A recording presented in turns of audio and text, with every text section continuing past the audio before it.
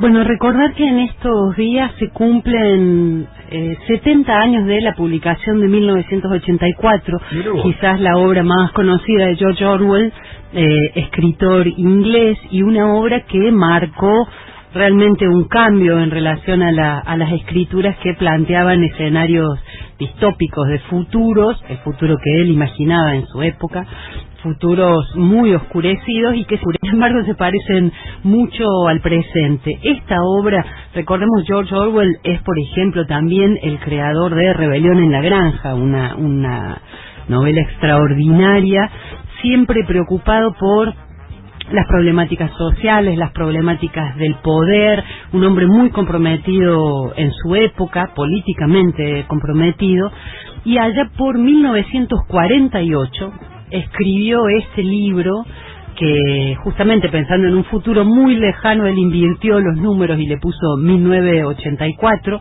y contaba una historia en la que el mundo ha cambiado, se ha reconfigurado los países en nuevos continentes y en donde se despliega una maquinaria de olvido y borramiento de la historia para acomodarlo a lo que los poderes necesitan, pero además un dispositivo de vigilancia y de persecución.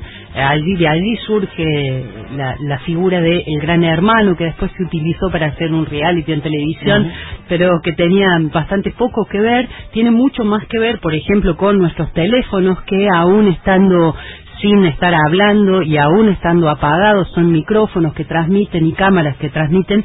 Eso lo había imaginado Orwell en 1948. El libro se publicó al año siguiente y hay quien dice que era una radiografía de los regímenes autoritarios del siglo XX.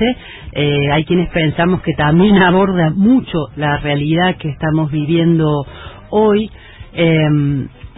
En ese libro hay algo, además de invitarlos a volver a recorrerlo. Yo me acuerdo cuando empecé a estudiar comunicación, era el libro que teníamos que leer de lectura obligatoria para hacer el cursillo de ingreso. Siempre me pareció una excelente selección. Un libro que te abre la cabeza para ver cuál es el rol de los medios. Lee ese libro, nunca me olvidé del curso de ingreso. Lee ese libro y vea la película Suben el Volumen, con Christian Slater. No, te volaban las pelucas, una cosa, y después de eso, no, me quiero ir a hacer. Te permitía ya empezar con una mirada crítica, pensar cuál es el rol de los medios. Pero, digo, este libro marcó tanto. En 1984, cuando Margaret Atwood empezó a escribir el cuento de la criada, lo empezó a escribir teniendo en la mente este libro de George Orwell, que tanto ha marcado a la literatura y a la forma de pensar el poder, los medios. También por esos años, además de, estábamos diciendo, se cumplen 70 años de la publicación, lo escribió en el 48, lo publicó en junio de 1949.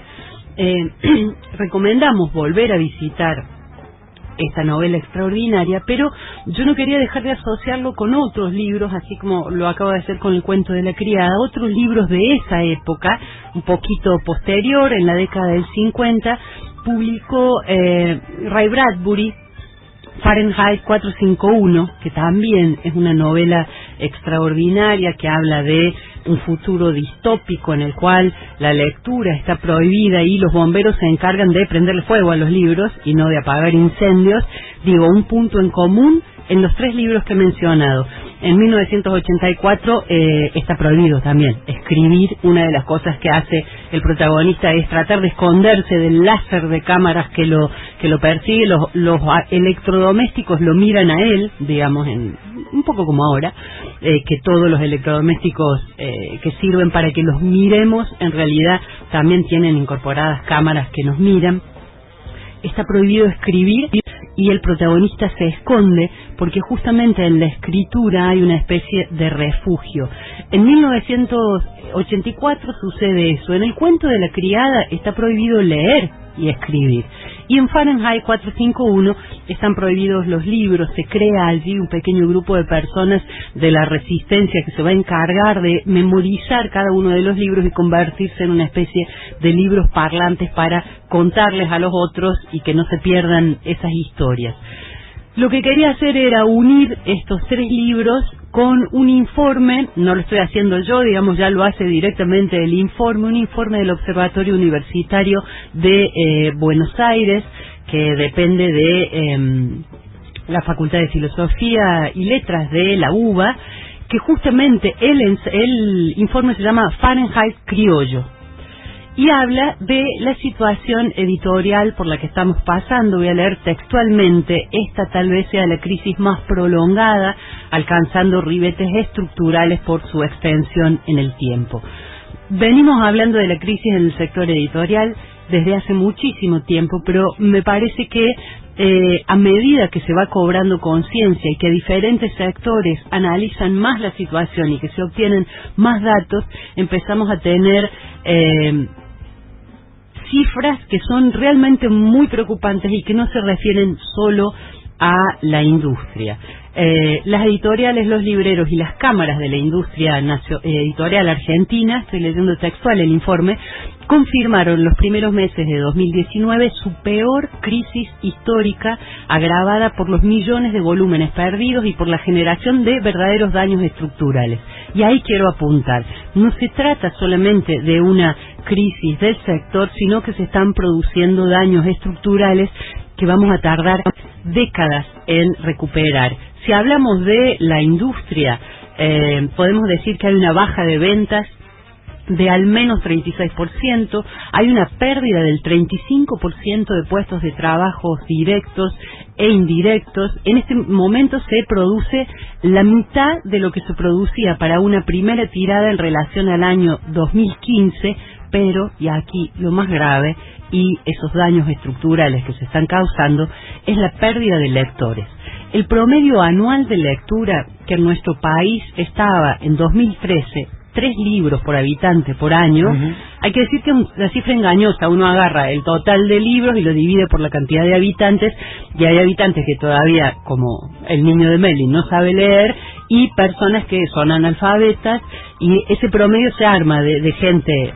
Y personas que sabe leer, no es analfabeta, bueno, sí, obvio, y no lee un libro. Y no lee. No le interesa, no le gusta, no está en o sea, que es un número engañoso, pero es la variable que se toma en todo el mundo para medir el índice de lectura, cantidad de libros por habitantes. Argentina estaba en 3 por año. En 2013 era una muy buena cifra. Los países que más tienen 7, por ejemplo. O sea, es una muy buena cifra. Por ejemplo, Gran Bretaña es uno de los países donde más se lee. Islandia está también en el tope de índice de lectura. Eso fue 2013, 3 libros por habitantes. En 2017, Encuesta Nacional de Consumos Culturales, es decir, un ente que pertenece al Estado, con cifras oficiales, 1.5. Es decir, que cayó a la mitad.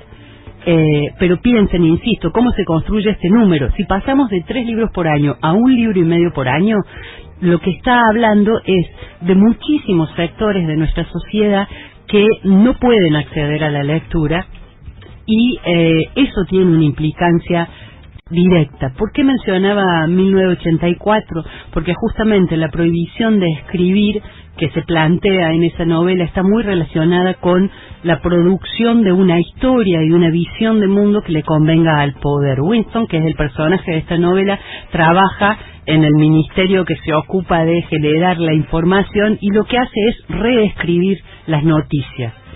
¿De qué manera? Bueno, si ayer estábamos en guerra con X país, pero ahora somos amigos, hay que borrar todas las noticias que digan que en algún momento estuvimos en guerra con el país con el cual ahora somos amigos. Hay una reescritura permanente de la historia. Claramente, y eso no hay dudas, una comunidad que lee puede acceder a la convicción de que hay otra forma de hacer las cosas. Eso es lo que genera básicamente la lectura.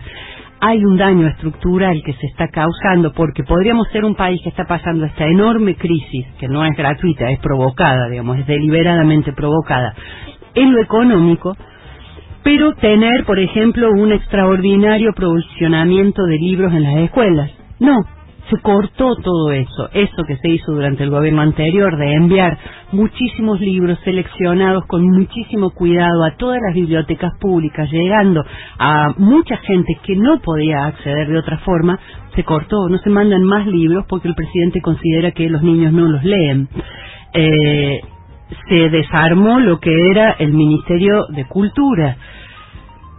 Se les se asfixia y se agobia y se acorrala a todo el sistema de bibliotecas públicas o bibliotecas populares, que son algo indispensable. Un país que no tiene una red de bibliotecas públicas y populares sostenida, no basta la tener... neolengua de 1984, ¿no? Efectivamente. Cada vez un diccionario con menos palabras, sepan menos, utilicen menos palabras y será todo más fácil para nosotros, digamos, ¿no? Las personas, el ser humano funciona, estamos atravesados del lenguaje. El lenguaje es nuestra posibilidad de pensar.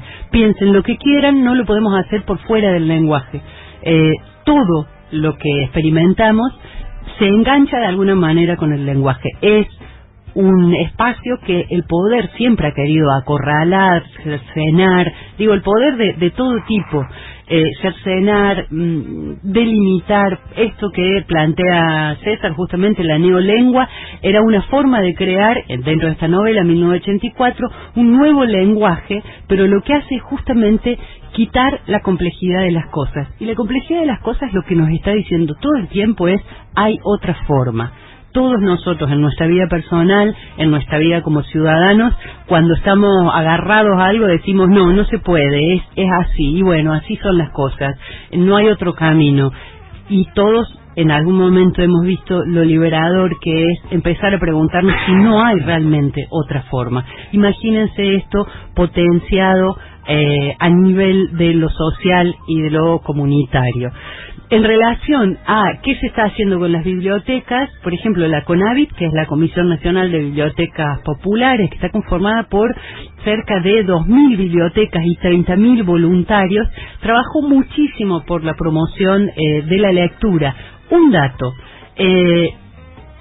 en 2015, en el renglón de compras estatales de libros, que se gastaban 1.150 millones de pesos. De Ludovica Giro se compra. No, todavía estamos en 2015, el gobierno anterior.